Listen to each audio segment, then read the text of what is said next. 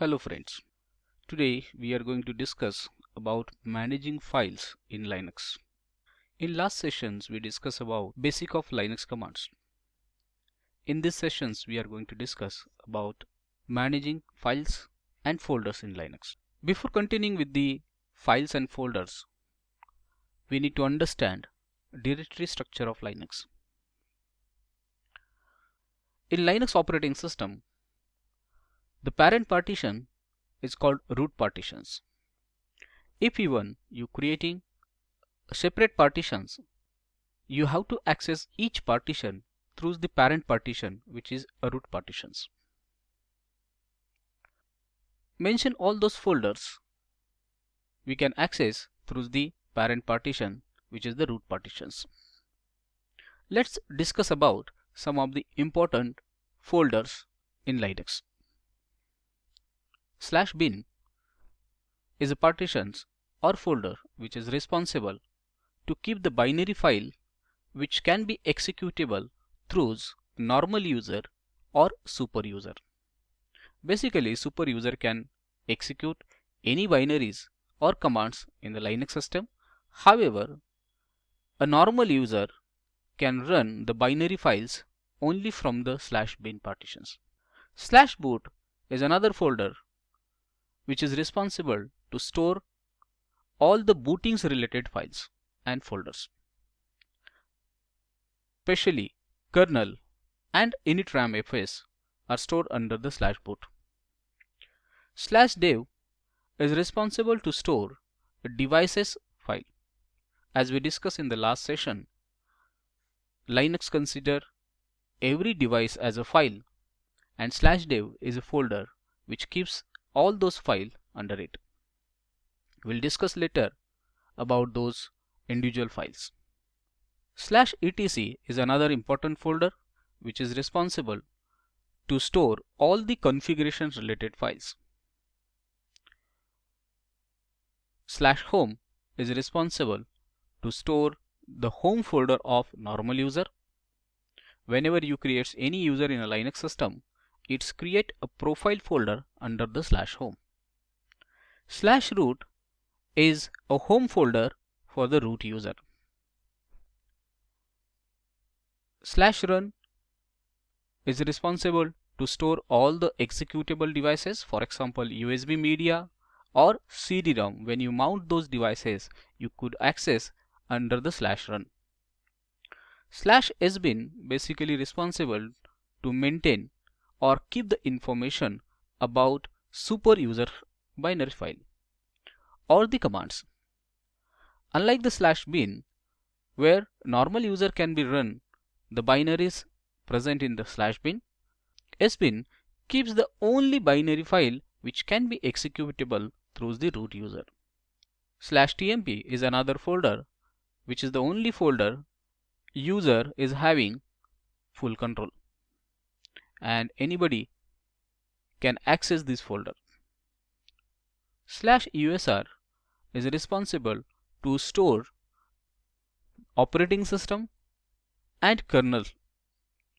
Whenever you install any application, those system applications also store under the /usr. /var is responsible to store the system logs, principal directory, email, and system documentations. Now let's discuss about how we can create files and folders into the Linux system.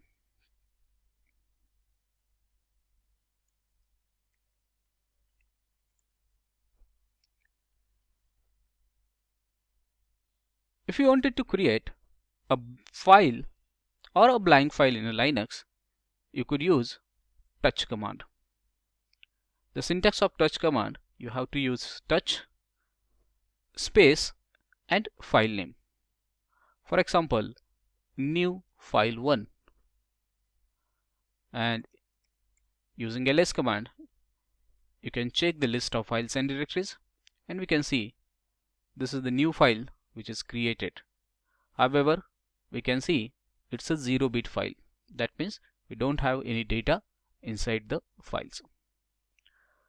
Using touch command, you can also create number of files at the same time. For example, new file 2, new file 3, new file 4, etc. And we can see within a single command you could create a number of files at the same time. You could also use mkdir command to create a folder. Let me create project 1, and here we can see the project 1 folder is created. Now, while creation of files or folder, it is important to specify the correct path where you wanted to create files or folders. We have created a file in a current location. If you wanted to check your current location, you could use pwd command, which is present working directory. This command will show you complete path. This is especially important when you have a larger path. For example, let's say I'm into the /etc sysconfig network script. So here we can see only network script. So if I wanted to check a complete path, I can use pwd and it will give me the complete path or my current location. If you wanted to create files or folder other than your current location, you should use correct path. For example, touch/tmp temp file 1.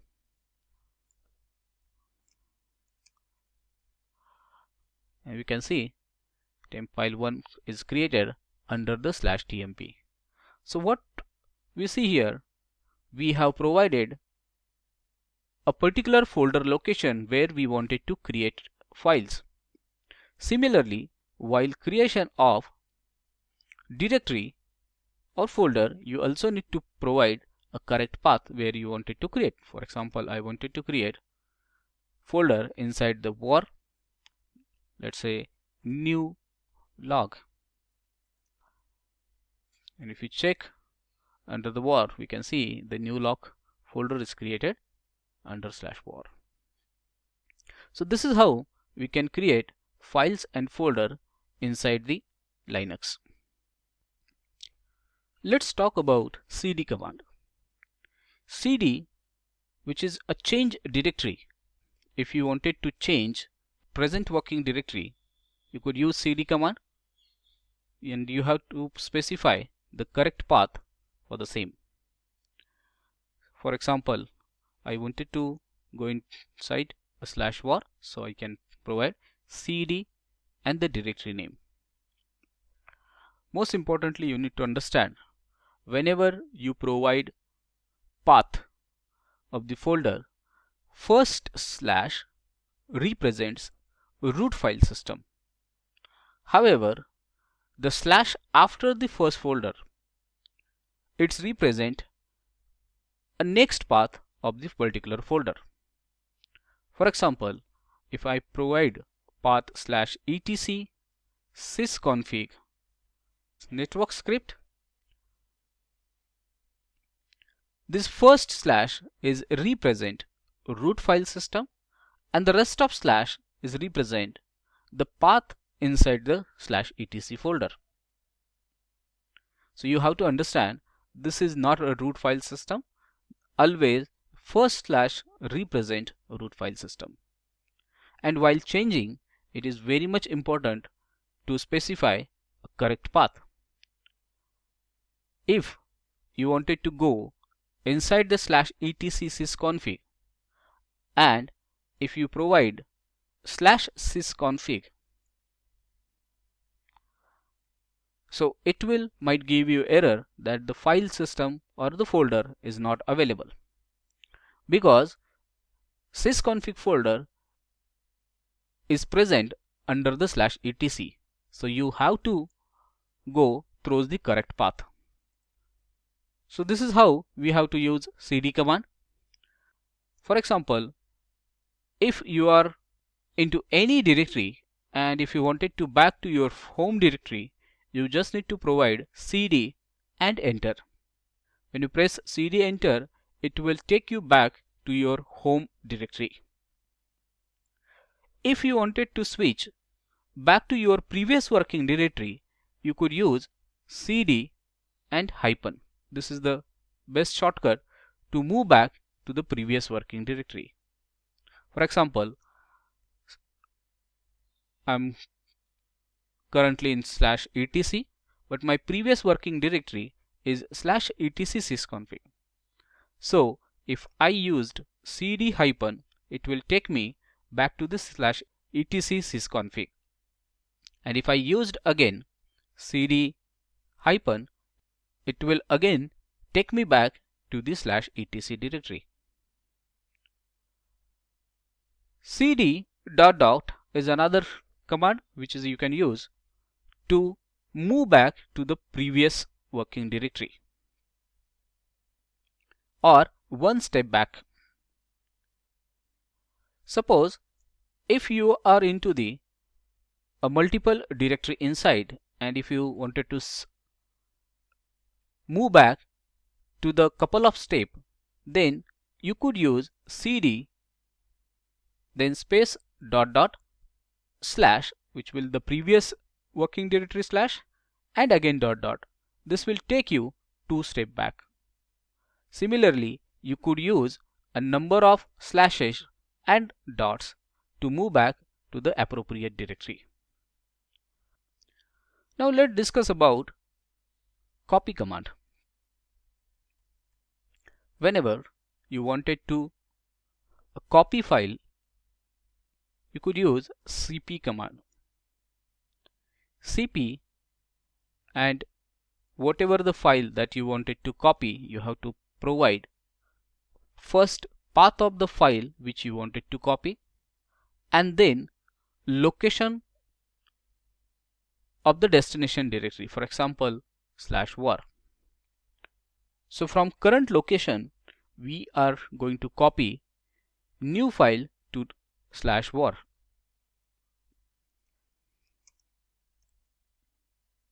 And here we can see the file is copied to the /var. This is very much important to specify the correct path while copying the file from one folder to another folder. For example, if you are into a different directory, so currently we are in root and I would like to copy file which is present in /var and wanted to copy the file in /tmp.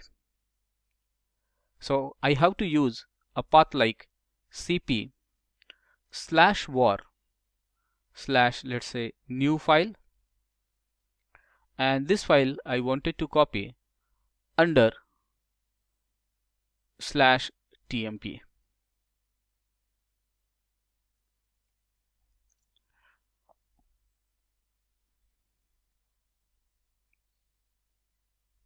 So if we checked, we can see a new file is copied into the tmp. So in this command, the first file is a source file which you wanted to copy, and another folder is the destination location where you wanted to copy a particular file. Same like a file, if you wanted to copy any directory, you have to use -r along with your cp command. So here in an example, we copied project 1 from current location to the /tmp folder. Let's discuss about mv. We have to first provide path of file which is present in /tmp. Let's say temp file 1, and this file I would like to move under the /root folder. Now we are in the same location, so you can see the file has been moved from /tmp to the current location, and there is no tmp file available under the tmp now. So this is how you could move file from one location to another locations. Similarly, we could also use mv command to move the folder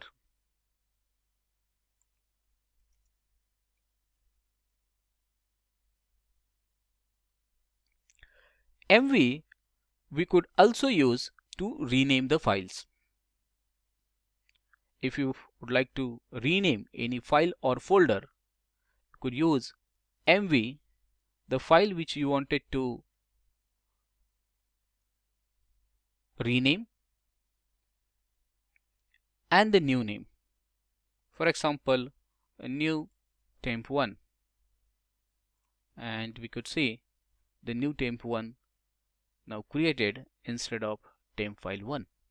If you would like to remove any file from your system, you could use rm command.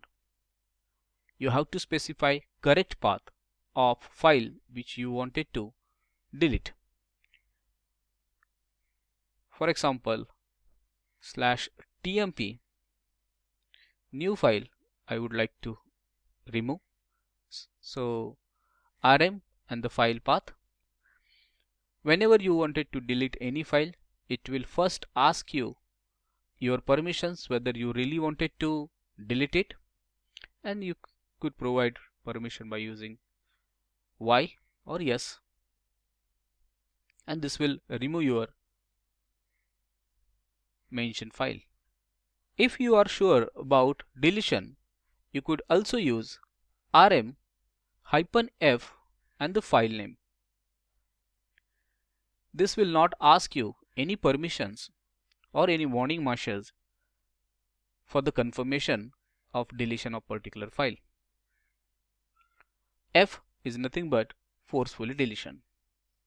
If you wanted to delete any folder, if folder don't have any subfiles or folder inside, you could use rmdir command, and this will delete blank folder.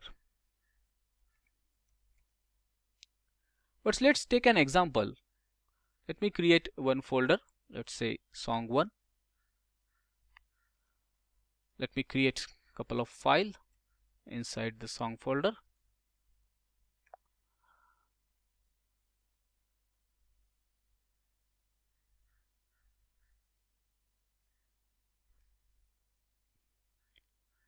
So now song1 having some subfiles.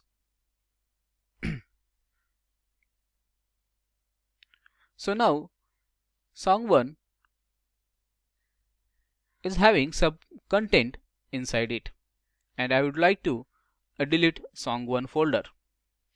Before deletion of any folder or file, you should have a proper confirmation about deletion, because we do not have any undo option for the deletion. If you would like to delete a folder which having a content inside, you have to use rm command. Because you would like to delete folder, you have to use r, which is recursively, and the path of folder. The song1 is in current location, so we provide the direct name. It will ask us confirmations about deletions. If you press yes, it will delete the folder, and it will also ask the confirmations about inside content. I hope you understood all those basic commands which is we need to use while creation or deletion of files. In upcoming session, we'll cover up more details. Thank you.